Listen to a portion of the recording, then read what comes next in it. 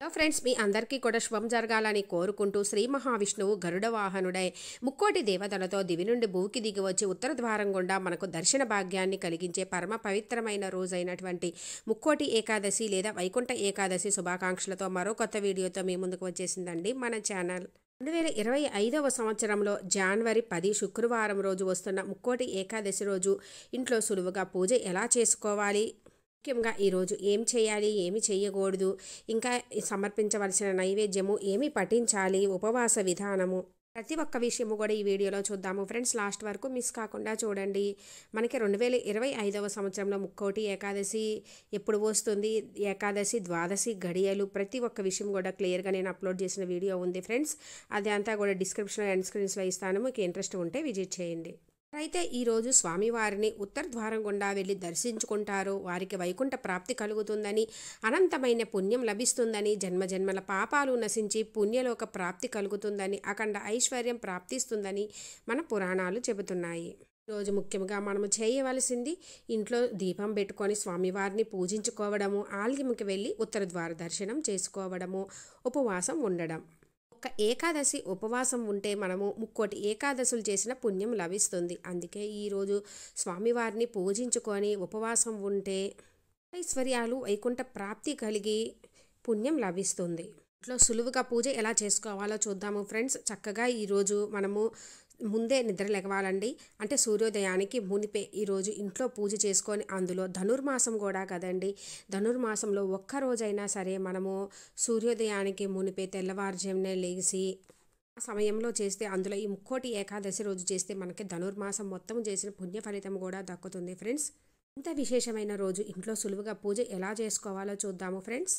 ముక్కోటి ఏకాదశి రోజు మనము సూర్యోదయానికి మునిపే అంటే ఎక్కువ శాతం వరకు 4-6 మధ్యలోనే లెగిసి చక్కగా మనము పూజ చేసుకొని ఆలయ దర్శనము అంటే ఉత్తర ద్వార దర్శనము చేసుకుంటే స్వామివారిని ఎంతో మంచిదండి.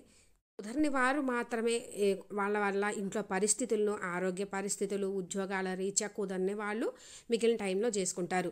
మ్యాక్సిమం కుదిరిన వాళ్ళు మాత్రం ఈ టైంలో చేసుకోవడానికే ట్రై. తెల్లవారుజాముననే నిద్ర లేచి ఇల్లంతా శుభ్రం చేసుకొని తలస్నానం చేసి ఇంటి ముంగడి చక్కగా ముగ్గులు పెట్టుకోవాలండి. అందులో ధనుర్మాసము, ఇంకా ఈరోజు శుక్రవారము. ధనుర్మాసం అంటేనే ఇంటి ముంగిట ముగ్గులు, రంగవల్లికలు మనకు తెలిసిందే. అందులో శుక్రవారం కూడా కదండి, చక్కగా ముగ్గులు వేసుకొని గడపని చక్కగా పసుపు కుంకుమలతోటి పువ్వులతోటి అలంకరించుకోవాలి.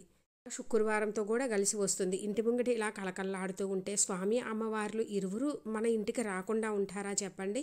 అందుకని ఇంటి ముంగటి చూసి అంటారు కదండి, అందుకే ఇంటి ముంగటి చక్కగా నీట్గా శుభ్రంగా ముగ్గులు వేసుకొని గడపని అలంకరించుకోవాలి. ముఖ్యంగా ఆడవారు కూడా చక్కగా చినిగిన బట్టలు కాకుండా చీర అవి వేసుకొని, చేతి నిండా గాజులు, కాళ్ళకి పసుపు రాసుకొని, తాళికి పసుపు కుంకుమ, నుదుటిన బొట్టు పెట్టుకొని నిండు ముత్తైదువులాగా ఉండాలండి. పూజ చేసుకునేటప్పుడు కూడా నైటీలు కాకుండా చక్కగా ఉంటే మంచిది. స్వామివారికి ఈరోజు పిండి ప్రమిదలు అంటేనే వెంకటేశ్వర స్వామికి, శ్రీ మహావిష్ణువుకి చాలా ప్రీతి. అటువంటి పిండి ప్రమిదలు ఈరోజు పెట్టి స్వామివారిని పూజించినట్లయితే విశేష ఫలితాలు కలుగుతాయి. ఎలా చేసుకోవాలి అంటే, మనము బియ్యపు పిండి కుదిరితే ఇంట్లోనే బియ్యం నానబెట్టుకొని గ్రైండ్ చేసుకొని జల్లించుకుంటే మంచిదండి. లేదంటే బయట బియ్యపు పిండి అయినా తీసుకొచ్చుకోవచ్చు. కలపడానికి ఈజీగా ఉంటుందని నేను కొంచెం బియ్యపు పిండి, చిన్న బెల్లం ముక్క వేసి గ్రైండ్ చేసి మిక్స్ చేసుకుంటున్నానండి. బియ్యపు పిండి, బెల్లము, పాలు కావాలి. కొంచెం ఆవు పాలు పోసుకుంటూ మనము చక్కగా ఈ విధంగా కలుపుకోవాలి. చక్కగా కలుపుకున్నాక మనము ఎన్ని పిండి ప్రమిదలు అనుకుంటే అన్నీ చేసుకోవచ్చండి. 1 లేదా 3, 5, 9, 11 ఇలా ఎన్ని పిండి ప్రమిదలైనా పెట్టుకోవచ్చు. నేను ముక్కోటి ఏకాదశి కాబట్టి ముచ్చటగా 3 పెట్టుకుంటున్నాను ఫ్రెండ్స్. ముద్ద చేసుకున్న తర్వాత చేతితోటి మనము ఏలుతోటి చక్కగా ఈ విధంగా లోపల హోల్ లాగా పెట్టుకొని చక్కగా రౌండ్ చేసుకుంటే బాగా వస్తుంది. ఇంకా పిండి ప్రమిదలు ఎలా చేసుకోవాలి క్లియర్గా నేను అప్లోడ్ చేసిన వీడియో ఉంది ఫ్రెండ్స్. అది ఎండ్ స్క్రీన్స్లో డిస్క్రిప్షన్లో ఇస్తాను, మీకు ఇంట్రెస్ట్ ఉంటే విజిట్ చేయండి. ఇప్పుడు గంధంలో కొంచెం రోజు వాటరు మరియు జవ్వాది కలుపుకుంటే మంచిదండి. స్వామివారికి సువాసనాభరితము, అలంకార ప్రియులు కదండి. చక్కగా గంధంలో కలుపుకున్న తర్వాత మళ్ళీ కుంకుమలో కూడా కలుపుకోవాలి. చక్కగా ఈర్బడ్తో కానీ చేతితో కానీ చక్కగా స్వామివారికి ఇష్టమైనటువంటి నామాలు వేసుకొని పైన కూడా గంధము బొట్టులతోటి అలంకరించుకోవాలి. నేనైతే చేసుకొని పక్కన పెట్టుకున్నాను ఫ్రెండ్స్. ఇప్పుడు మనము పూజ ఎక్కడ చేయాలి అనుకుంటున్నామో అక్కడ, అంటే పూజా రూమ్లో, అంటే పూజా రూమ్లో లేదు అంటే ఈశాన్యం మూల పెట్టుకోవచ్చు. ఇంకా ఈరోజు కుదిరితే ఉత్తర ద్వారం గుండా స్వామివారిని దర్శిస్తూ పూజ చేసుకునేటట్లు కూడా పెట్టుకోవచ్చు. నేనైతే చక్కగా పూజా రూమ్లోనే చేసుకుంటున్నానండి. ఎక్కడ చేయాలనుకున్న వాళ్ళు అక్కడ పీఠం వేసుకొని స్వామివారిని పూజించుకోవచ్చండి. నేనైతే పూజా రూమ్లోనే చక్కగా మనకి శ్రీ మహావిష్ణువు ఫోటో, అమ్మవారి ఫోటో ఉంటే పెట్టుకోవచ్చండి. లేదు అంటే ప్రతి ఇళ్ళల్లో కూడా వెంకటేశ్వర స్వామి అమ్మవారి ఫోటో ఉంటుందండి. ఈరోజు మనకి ధనుర్మాసము మరియు మనకి శుక్రవారం కూడా కదండి. స్వామివారిని అమ్మవారిని ఇరువురిని పూజిస్తేనే మంచిది. శ్రీ మహావిష్ణువు, శ్రీ లక్ష్మీ అమ్మవారి విగ్రహాలు కూడా ఉంటే అవి కూడా పెట్టుకున్నాను. దీపాలకు 2 వెండి ప్రమిదలు, 3 పిండి దీపాలు, 5గా పెట్టుకున్నానండి. చక్కగా పిండి దీపాలు పెట్టుకునే దగ్గర అంటే స్వామివారి నామాలు వచ్చేటట్టుగా చక్కగా నేను తులసితోటి మరియు పువ్వులతోటి, కింద అయితే తప్పకుండా మనము పిండి ప్రమిదలు పెట్టుకునేటప్పుడు తమలపాకులు కానీ లేదంటే ఏదైనా వెండి ప్లేటు కానీ ఏదైనా పెట్టుకోవాలి, కానీ రాగి ఇత్తడి ఏదైనా పెట్టుకోవాలి, కానీ కిందనే అలా అయితే పెట్టకూడదు ఫ్రెండ్స్. దీపాల దగ్గర అయితే నేను స్వామివారికి ఇష్టమైనటువంటి తులసి దళాలతోటి మరియు పిండి ప్రమిదలు అన్ని స్వామివారికి ఇష్టమైన వాటితోటి నామాలలాగా అలంకరించుకున్నానండి. స్వామివారికి తప్పకుండా ఈరోజు తులసి మాల కానీ లేదా తులసి దళం కానీ సమర్పించాలి. ఈరోజు తులసి సమర్పిస్తే స్వామివారి అనుగ్రహం శీఘ్రమే కలిగి సకల పాపాలు తొలగి మనకి సకల శుభాలు కలుగుతాయి. అయితే మాల సమర్పించుకోండి, లేదంటే ఒక్క తులసి దళమైనా కుదిరితే సమర్పించండి. చక్కగా దీపాలను కూడా పువ్వులతో అలంకరించుకుంటున్నాను. మనము దీపారాధనకి ఆవు నెయ్యి, ముఖ్యంగా ఆవు నెయ్యి వాడితే మంచిదండి. ఈరోజు శుక్రవారము, అందులో ధనుర్మాసము కూడా. లేదు అనుకుంటే చక్కగా నువ్వుల నూనె కూడా వాడుకోవచ్చు. లేదు అంటే మనం పిండి దీపాలలో ఆవు నెయ్యి, మామూలు దీపాల్లో నువ్వుల నూనె ఇలా కూడా వాడుకోవచ్చు. ఒత్తులు వేసుకొని చక్కగా దీపారాధన కావాల్సిన అన్నీ కూడా సిద్ధం చేసుకొని ఫోటోలు అన్నీ కూడా చక్కగా పూలతో అలంకరించుకున్నాను. మనము ముఖ్యంగా ఏ పూజలు వ్రతాలు చేసినా కూడా ఆ గణనాథుని పూజించిందే ఏమీ చేయం కదండి. అందుకని గణపతి విగ్రహము లేదు అనుకుంటే పసుపు గణపతినైనా పెట్టుకోవాలి. చక్కగా పూజకు కావాల్సిన అన్నీ కూడా సిద్ధం చేసుకున్న తర్వాత మనము చక్కగా స్వామి అమ్మవారికి నమస్కరించుకొని ఎటువంటి అడ్డంకులు లేకుండా ఈ ముక్కోటి ఏకాదశి రోజు చేసుకోవాలని, ఉత్తర ద్వార దర్శన భాగ్యాన్ని కలిగించమని, ఇంట్లో ఎల్లప్పుడూ కూడా అంతా మంచిగా ఉండాలని కోరుకుంటూ స్వామివారికి అమ్మవారికి నమస్కరించుకొని దీపం వెలిగించుకోవాలంటే ఎటువంటి విఘ్నాలు లేకుండా చేయమని ఆ గణనాథుని కూడా నమస్కరించుకొని చక్కగా దీపం వెలిగించుకోవాలి. ముందుగా మనము వెండి ప్రమిదల్లో వెలిగించుకున్న తర్వాతనే పిండి దీపాలు వెలిగించుకోవాలి. పిండి దీపాలు కూడా వెలిగించుకొని చక్కగా నమస్కరించుకోవాలి. ముందుగా ఎటువంటి విఘ్నాలు లేకుండా చేయమని ఆ గణనాథుని ప్రార్థించుకొని గణపతి అష్టోత్తరము లేదంటే మీకు ఏమైనా గణపతికి సంబంధించినవి వచ్చినవి చదువుకుంటూ చక్కగా పువ్వులు అక్షింతలతోటి పూజించుకొని చక్కగా దీపం చూపించి ఏదైనా నైవేద్యంగా ఫ్రూట్ కానీ లేదంటే చిన్న బెల్లం ముక్క కానీ పెట్టుకోవాలి. ఇప్పుడు చక్కగా స్వామి అమ్మవారిని చక్కగా పువ్వులతోటి, అక్షింతలతోటి, ఇంకా మనకి కుదిరితే సువాసనాభరితమైన ఎటువంటి పువ్వులైనా తీసుకొచ్చుకొని పూజించుకోవచ్చు. ఇంకా స్వామివారు అలంకార ప్రియులండి, అందుకని చక్కగా అలంకరించుకోండి. మీకు సాధ్యమైనంత వరకు మీకున్న స్తోమతను బట్టి స్వామివారిని ఏ విధంగా అయినా సరే అలంకరించుకోవచ్చు. పువ్వులు అక్షింతలు సమర్పిస్తూ కానీ లేదు అంటే ఈరోజు తప్పక పఠించవలసినవి శ్రీ విష్ణు అష్టోత్తరము, లక్ష్మీ అష్టోత్తరము, శ్రీ విష్ణు సహస్రనామాలు, గోవిందనామాలు, భగవద్గీత పారాయణం. అందులో ఈ ధనుర్మాసంలో మనము శ్రీ కృష్ణాష్టకము, దశావతారాలు చదివితే మంచిదండి. ఇంకా కుదిరితే ఈరోజు తిరుప్పావై చదువుకున్నా కూడా మంచిది. అన్నీ చదవలేకపోయినా కూడా ఓం నమో నారాయణాయ అని 108 సార్లు అనుకుంటూ కూడా చేసుకోవచ్చు. లేదా మనం ఇంట్లో టీవీలో పెట్టుకొని వింటూ కూడా అక్షింతలు పువ్వులు సమర్పిస్తూ ఓం నమో నారాయణాయ అనుకుంటా కూడా చేసుకోవచ్చండి. ముఖ్యంగా ఈరోజు శుక్రవారం కూడా కదండి, అమ్మవారిని కూడా పూజించుకోవాలి. ఈరోజు నైవేద్యంగా అన్నంతో వండినవి కాకుండా మనము పాలతోటి ఏమైనా సేమియా పాయసం కానీ అట్లా కూడా చేసి పెట్టవచ్చండి. లేదంటే అటుకుల పాయసము, పేలాలు బెల్లంతో చేసినవి కానీ, గోధుమ రమ్మతోటి చేసిన ఏదైనా సరే నైవేద్యంగా పెట్టవచ్చు. లేదంటే ఫ్రూట్స్, డ్రై ఫ్రూట్స్ అలాంటివి కూడా పెట్టుకోవచ్చు.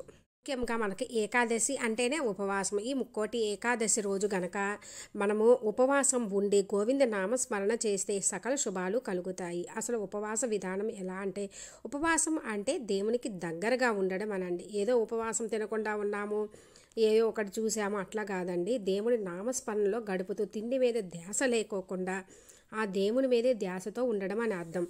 ఉపవాసం ఉండే రోజు ముందు రోజు అంటే దశమి రోజు శరీరాన్ని ఉపవాసానికి సిద్ధం చేయాలి. అంటే ఆ రోజు సాయంత్రం ఏదైనా స్వల్ప ఆహారంగా తీసుకోవాలండి. ఏకాదశి రోజు కఠిన ఉపవాసం ఉండి రాత్రికి జాగరణ చేసామంటే మేల్కొని టీవీలో ఏదో ఒకటి పెట్టుకొని చూస్తూ ఉండడం కాదండి. స్వామివారికి సంబంధించి ఏదైనా చదువుకుంటూ స్వామివారి నామస్మరణలో ఉండడము, లేదు అనుకోండి ఏదైనా టీవీలో భక్తి సినిమాలు కానీ పాటలు కానీ పెట్టుకోవచ్చు. ఆ రోజంతా ఉపవాసం ఉండి జాగరణ చేసి తర్వాత రోజు ద్వాదశి గడియలు ఉన్నప్పుడు, అంటే ద్వాదశి పారణ సమయం అంటే ఉపవాస విరమణ సమయం ఉన్నప్పుడే మనము చక్కగా పూజ చేసుకొని ఉపవాసం విరమించాలి. ఆలయంకి వెళ్ళి స్వామివారి దర్శనం చేసుకొని ఎవరికైనా పేదవాళ్ళకి భోజనం కానీ లేదా అన్నదానం చేసినా లేదా పంతులు గారికి స్వయంపాక దానం ఇచ్చినా కూడా మంచిది. ఉపవాసం ఉండలేని వారు పూజ అయ్యేంత వరకు కూడా తినకుండా ఉండాలి. లేదు అనుకుంటే కనుక పూట భోజనం చేయడము, లేదు ఇంట్లో అన్నానికి సంబంధించినవి వండినవి కాకుండా ఫ్రూట్స్ పండ్ల రసాలు తీసుకోవచ్చు. ఒంటిపూట భోజనం చేయాలి. ఇంకా తులసి తీర్థం తీసుకోవచ్చు. ఉండలేము ఆ గట్టి ఆహారం తీసుకోవాలి అనుకున్న వాళ్ళు గోధుమ రవ్వ ఉప్మా అలాంటివి చేసుకొని కూడా తినవచ్చు. ఎందుకు ఈరోజు అన్నంతో చేసినవి తినకూడదంటే అన్నంలో మురా అనే రాక్షసుడు దాగి ఉంటాడని, అలా తింటే అనారోగ్యం కలుగుతుందని చెప్తారండి. ప్రస్తుతం అన్న బిజీ లైఫ్లో మీ ఆరోగ్య పరిస్థితులను బట్టి మీ కన్వీనియంట్ని బట్టి ఏ విధంగా కుదిరినా చేసినా మంచిదండి. ఉపవాసం ఉండే స్తోమత ఉన్నవాళ్ళు మాత్రం తప్పకుండా ఈరోజు ఉపవాసం ఉంటే చాలా మంచిది. చక్కగా పువ్వులు అక్షింతలు తులసి దళాలతోటి స్వామి అమ్మవారిని పూజించుకున్న తర్వాత నైవేద్యం సమర్పించుకొని మనం చేసుకున్నటువంటి నైవేద్యం పెట్టి చక్కగా నిండుగా ఇప్పుడు ధూపం వేసుకోవాలి. ధూపం వేసుకున్న తర్వాత తప్పకుండా అయితే కొబ్బరికాయ కొట్టుకోవాలండి.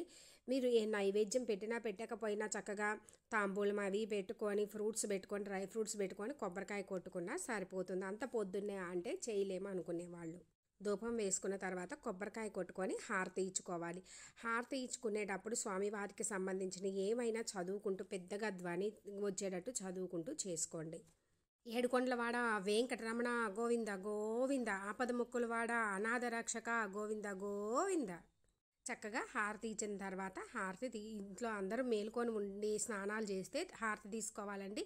లేదు అంటే మీరు హారతి తీసుకొని పిల్లలందరూ మీ హస్బెండ్స్ వీళ్ళు లెగవకపోయినా ఆ తర్వాత లెగిసిన తర్వాత అయినా చక్కగా దండం పెట్టుకోమని చెప్పండి. పూజ అయ్యాక ఒకవేళ పూజ రూమ్ అనుకొని తలుపు దగ్గరగా వేయండి.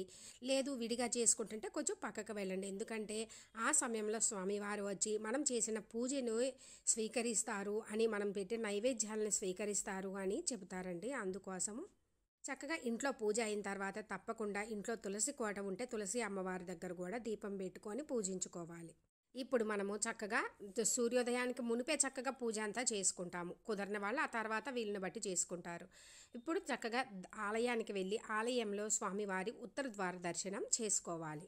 ఇంత పూజ మేము అంత పొద్దున్నే చెయ్యలేము, ఇంత పూజ చేయాలి అంటే టైం పడుతుంది అలా అనుకున్న వాళ్ళు చక్కగా దీపం పెట్టుకొని ఉత్తర ద్వార దర్శనం చేసుకొని వచ్చి కూడా మనము ఇంట్లో మిగిలిన అన్నీ చదువుకొని పూజ చేసుకోవచ్చు.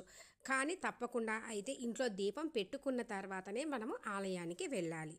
మనము కొన్ని ముందే సిద్ధం చేసుకున్నాం అనుకోండి, ఆ రోజు పూజ చేసుకోవడానికి కూడా టైం సరిపోతుంది. చక్కగా ఇంట్లో ఆ టైంలో చేసుకుంటే మనకి ధనుర్మాస పుణ్య ఫలితం కూడా దక్కుతుంది. కాబట్టి చక్కగా చేసుకొని ఆలయానికి వెళ్ళి దర్శనం చేసుకోవచ్చండి. స్వామివారిని తప్పకుండా ఉత్తర ద్వార దర్శనం చేసుకోవాలి. ఈరోజు ముఖ్యంగా మనము చేయకూడనివి ఏమిటి అంటే ఇతరులను తిట్టడము, అసత్యం ఆడడము, చెడు పనులు చేయడము ఇలాంటివి ఏమీ చేయకూడదండి. ఇలాంటివి చేయకోకుండా స్వామివారిని నామస్మరణలో గడపండి.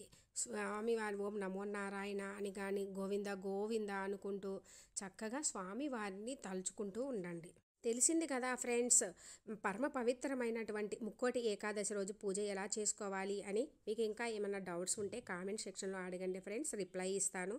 నా ఈ వీడియో మీకు కొంచెమైనా యూజ్ అయినట్లు అనిపిస్తే లైక్ చేయండి, షేర్ చేయండి, కామెంట్ చేయండి, సబ్స్క్రైబ్ చేసుకోండి. పక్కనే ఉన్న బెల్ ఐకాన్ క్లిక్ చేసినట్లయితే నేను అప్లోడ్ చేసిన ప్రతి వీడియో కూడా మీకు నోటిఫికేషన్ వస్తుంది ఫ్రెండ్స్. ఇంత పరమ పవిత్రమైనటువంటి ఈ రోజు స్వామివారిని భక్తి శ్రద్ధలతో మనస్ఫూర్తిగా పూజించుకొని శ్రీ మహావిష్ణువు గరుడ వాహనుడై ముక్కోటి దేవతలతో దివి నుండి భూమికి దిగివచ్చి ఉత్తర ద్వారం గుండా మనకు దర్శన భాగ్యాన్ని కలిగించే ఈ రోజు స్వామివారిని ఉత్తర ద్వార దర్శనం చేసుకొని స్వామి అమ్మవార్ల అనుగ్రహంతో మీకు అన్నింటా విజయం చేకూరాలని కోరుకుంటున్నాను ఫ్రెండ్స్. Thanks for watching.